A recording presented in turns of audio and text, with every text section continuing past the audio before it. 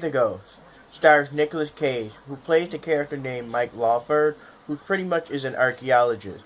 And as an archaeologist, obviously, he focuses more on research, trying to uncover mysteries or secrets or, just trying to make that, major discovery. Now, because of that, one of his faults is he neglects his family.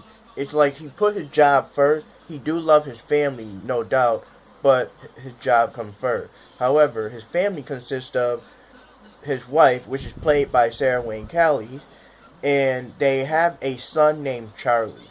Now, pretty much like I already explained, Mike Lawford put his job in front of his family, and he tended to make broken promises to his son. However, he did, want to man up and keep one promise, which is take him to like a Halloween carnival or parade, something like that. It's like a festival, a Halloween festival. That's the best way I can describe it. Now, they both dress up, they walking down, they playing a couple of games, and of course there's this food truck. Now the whole time, Charlie is like videotaping certain things, here and there, whatever. Now, they approach a food truck. I believe he was getting his son ice cream. And he had told his son, earlier, you need to stay with me because his son was too busy, checking out his camera work, checking out feedback and stuff like that, like how everything looked. Anyway, he went to grab his son ice cream, and the moment he turned around, Charlie's gone. And he pretty much, that scenario reminded me a lot from Heavy Rain, but I digress, totally different genre. But anyway, he can't find his son Charlie. He goes home. Obviously, his wife freaks out saying, "Where's Charlie?" Of course, cops were involved. And, from there, that's when things changed in the terms of the marriage. Because they didn't get divorced or anything, no. But you can definitely tell in that beginning scenario, especially that kitchen scene, the wife could not accept the fact that Charlie is gone. And she is like, the first thing she did was make her son a sandwich. And once that realization that he's not there to eat it, she started freaking out. She started getting sad. Then she became angry, and then she was like looking at at Mike Lawford, her husband, like just pure blame. And of course, this is where I give credibility to both Sarah and Cage. That scenery alone shows that dysfunct of their marriage. That child was literally the glue. And it's like all of a sudden they just became total strangers. She was blaming him hardcore but didn't have to say anything. It was all body language. And as for Nicolas Cage, he did an excellent job portraying where it's like, yeah, he feels guilty and he was actually accepting the blame. And like I said, they become somewhat total strangers. Now, obviously the name of the movie is called Pay the Ghost, which means, yes, there is a ghost in here. Pretty much, way back in the settlement period, I want to say sometime around 1600, somewhere in there was a woman who was living in a cabin, it looked like on the side of a hill, and she was there with her children. Now, the woman is very religious, except her religion is based on Celtic belief. So, obviously, and judging by the way the scenario looked, her family obviously she's a single mom, but her family tend to be away from other people. There weren't that many neighbors, so to speak.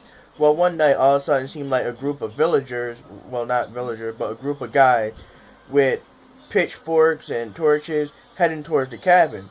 And obviously, because of her strong religious belief, were pretty much accusing her of being a witch. So, I don't know, the movie never explained why they accused her, if they were having bad crop, or if there was a sickness, and they just, pretty much all it is that they were looking for a scapegoat. So, she did what any mother would do. She put her kids in the basement to keep them safe. And she closed the trap door and everything. So, obviously, from there, you hear the group of guys barge into the house, a lot of things were hit around, smacked them and stuff like that. And one of them goes, "Where's your kids?" And she's like, "No, leave them out of it. You want me? I'm right here." And next, you know, obviously they found a trap door, opened it, and grabbed her children. And again, she was pleading to keep her kids safe. You know, leave them alone. They have nothing to do with anything. We didn't bother nobody. You know, all we wanted was just to live in peace. You know, away from everybody. Which pretty much the best way I can describe this, this single mom with her kids. They were practically like hippies. They were very positive. You can tell they wasn't really bothering anybody. But anyway, they killed the children in front of her. Now, because she was branded as a witch, she obviously was pissed off and very angry and very saddened, and pretty much put a curse on them, saying that she will get her revenge. And since then, it seems like every Halloween, she kidnapped people's kids as a way of her revenge. Pretty much, she went after those guys that branded her as a witch, but it never stopped there, you know, obviously. So, all that explanation I just gave you, that was 20 minutes in the beginning of the movie. I am not joking. That was all 20 minutes, and believe it or not, those were some of the good parts. That was some of the good stuff. That's where I would give the movie credibility, because this movie was time-stamped to be 94 minutes long. That's an hour and 34 minutes. And the first 20 minutes of the movie, great. Everything else in the middle of the movie, yeah, wasn't that interesting. It was very cliche. Things were very predictable. The only thing I would due credit, where is like there were a couple of scenarios where Charlie, you know, Mike Lawford's son, make an appearance, or you know, where things that involve, you know, Charlie's property tend to move, or where things happen. That I will say, okay, that was kind of good. They could have easily montaged all that stuff into 2 minutes, because everything else was literally like cliche, very predictable, and yeah, you didn't really need all that stuff. Matter of fact, to prove that, going straight to the end of the movie, pretty much within the 10 minutes, where Mike Lawford and his wife is back into this Halloween carnival. It's been a year, and I will get into that explanation, but pretty much they asked this woman, there was a little alleyway, and it seemed like there was some ritual going on, and they went in there, and there was obviously some Celtic ritual, where they noticed a bunch of kids were burning dolls and stuff, and they asked the head lady, "What's going on? What's all this about?" And that's when she explained to them that people that practice their Celtic belief, pretty much how it goes is, if you live your life peacefully, happy, you know, pretty much like a hippie lifestyle, but where everything was always positive, nothing negative was in your heart, and you die, you get to go to a paradise. You get to, you know, pretty much ascend into that happy place. However, if you died with some any form of negativity, turmoil, angst, anger, disgust, sadness, where all that boiled into rage, you know, as you died, then you literally will come back as a ghost of revenge, so to speak. And this particular ghost, what she does is she kidnaps children and holds them ransom in a way. Well, not really a ransom, but she abducts them, takes them back to her cabin, which we all know who she is, locks them in that basement with a trap door, and she holds them for up to a year until the next Halloween. But here's the thing. Parents or any loved one can come by and pick up the kids anytime they can, when they have the opportunity to. So literally that pretty much make the ghost a babysitter. You know, just, okay, I'm gonna take your child now, and yeah, you can come pick him up or pick her up whenever you want to. That's literally what's kind of like, I mean, I'm not trying to make it funny. The movie portrayed it more, well, trying to portray it more serious than that. But that's literally it, when it boils down to, the ghost is like a babysitter. But anyway, as the head lady was explaining, you know, the kids were burning these dolls because that's their way of saying, that's their offering saying, don't kidnap me or don't abduct me, take this in my place. And, obviously because, the ghost lady, children, the way they died, they were burnt alive, and obviously, that's a representation of burnt dolls, whatever. So, however, the thing is, for a child to become targeted, to be abducted, is all they have to do is witness this lady.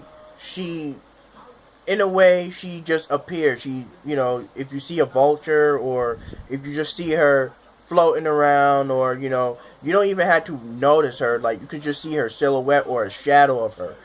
She don't even have to see you noticing her. It could be like a quick glance, like that, and it's like if you see something where you're like, oh, that was nothing, but for that split second you saw something of her, bam, that means you're automatically a target. And Charlie, obviously that cliche of hey, there's a ghost, because he recognized that means, hey, he's a target, this is what's gonna happen. But anyway, after that powwow with that lady, the head lady of that ritual thing was happening, Mike Lawford told his wife, you know what, I know where to go. And in the middle of the movie, the nonsense, that stuff that happened, that pretty much irrelevant, because like I said, after talking to that head priestess of that whole scenario of the Celtic ritual they were doing, literally negates everything that happened in the middle of the movie. It just crapped all over. It was like the beginning of the movie, good 20 minutes. The middle of the movie, they could have montaged some of the apparitions and the movements of certain objects and certain things, montage that joint into 2 minutes. So right there, that's 22 minutes. So Mike Lawford go to this abandoned building, find a secret door that pretty much is an open portal to another dimension, pretty much time rift, where he goes back into that time period where you still see that cabin on the side of the hill. And the ghost lady at this time is out pretty much looking for children to abduct, but she had that sense where, oh, somebody's doing a breaking and entering at my house. So obviously she gone to go get him. Now, Mike Lawford, he finds a trapdoor, after a while, but he finds the trapdoor, goes in the basement, and this is where I give another credit to the movie. They show children, obviously boys and girls, but different time zones of children, different races, and the time period is the way they, the clothes that the children were wearing. You can literally tell this ghost was, like for years kidnapping kids on Halloween. Now remember, like I said, she holds them for a year, but it has to be exact year, which is on Halloween. If you don't pick up your child within the next Halloween, that year is up. Bam, guess what? They are now ghosts. So it's like these are ghost children. It freaked Mike Lawford out a little bit, Nicolas Cage. And when he went to touch one of the child, his hand literally went through him, freaks him out, and he immediately started looking for his son, Charlie. He finds Charlie. Charlie's not ghost form yet, but he's kind of like zombified a little bit. Grabs him, and he knows there were two other children there that haven't been turned.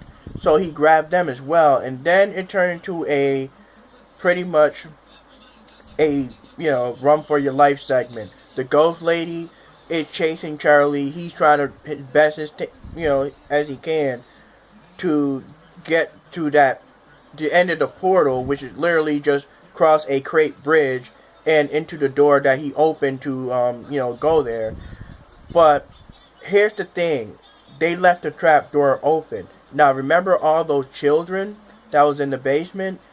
This is where it was kind of interesting, because you see they notice, hey, there's a light, because the whole time they was in the basement with the trap door closed, if you think about it, it was completely dark. Their hopes and everything was gone. They know they can no longer come back. However, the trap door being open, which means they can see light, and immediately the face expression on these children changed, where it was like they became pissed off. And in unison, they all escaped through the trap door, and they actually grabbed the ghost lady, because guess what? Now they are the ghosts of vengeance, which is kind of ironic, kind of slick. So anyway, pretty much with that being said, Mike Lawford with the 3 kids managed to escape, and obviously the boy Charlie, you would think after being abducted and everything, things would be like, oh my God, mom, dad, crying like, I miss you guys. No, that didn't happen. What ended up happening is he looks up, he's like, hey dad, when I want sprinkles on my ice cream. And then he looks like, oh hey mom, I didn't know you were coming along. It seemed like time stood still, or it just stopped for him, because he don't recognize a year almost had passed. He's supposed to be a year older. He still think he's still in that same time zone where Mike took his son to the carnival. Granted, they're at the same carnival and everything like that. Only difference is he sees his mom. And of course, they returned the 2 children back to their home. But it seems like he don't recognize things have changed, which means they can be a family again. They could start back, not start back fresh, but start back to where he was supposed to come home. Now, that explanation there, the ending part, no joke, 10 minutes. So altogether now of course I left a lot of things out, but they're irrelevant. There were some characters, side characters, randomness, and there were a couple more things that happened after that credit, but I don't want to even mention it because it's just stupid, really. So in the beginning of the movie, 20 minutes solid. Middle of the movie, could have montaged some of the stuff to 2 minutes, so that's already 22 minutes. Last ending of the movie, good solid 10 minutes. Total overall, this movie is literally a Tales from the Crypt show. This should have been like a 30-minute episode. No joke, it's a 32 minutes episode where you can have watch this on Tales of the Crypt. It did not need to be 94 minutes long, pretty much an hour and 34 minutes. It did not need to be that long. I just dissected that movie into an episode, which literally, it was like, my whole time watching it, I was, like I said, there were things that were predictable. The acting, in some parts, some scenarios, was pretty decent. However, because this stars Nicolas Cage, you're not going to get that over-the-top Nicolas Cage performance. It's more like he's being serious, but at the same time, he might, for some people, it might seem like he's being pulled off like as if he's a little bored. Well, not really bored is the word, but it's more like you can tell he's just getting a paycheck. But at the same time, you can't tell if he was really being serious, but he wasn't being Nicolas Cage that we all know, like the craziness and stuff. It was actually very well toned down. But other than that, yeah, that's Pay the Ghost. I got nothing else left to say. I mean, was it a good movie? Was it a bad movie? That's really up to you. But after this operation of dissecting this movie, yeah, it's a 32-minute episode. So, until then, you guys can let me know if you want to see more or any other title. But until then, I'll let you know when we get to the next operating table. I think I'm going to have to use my knife for the next one. Later.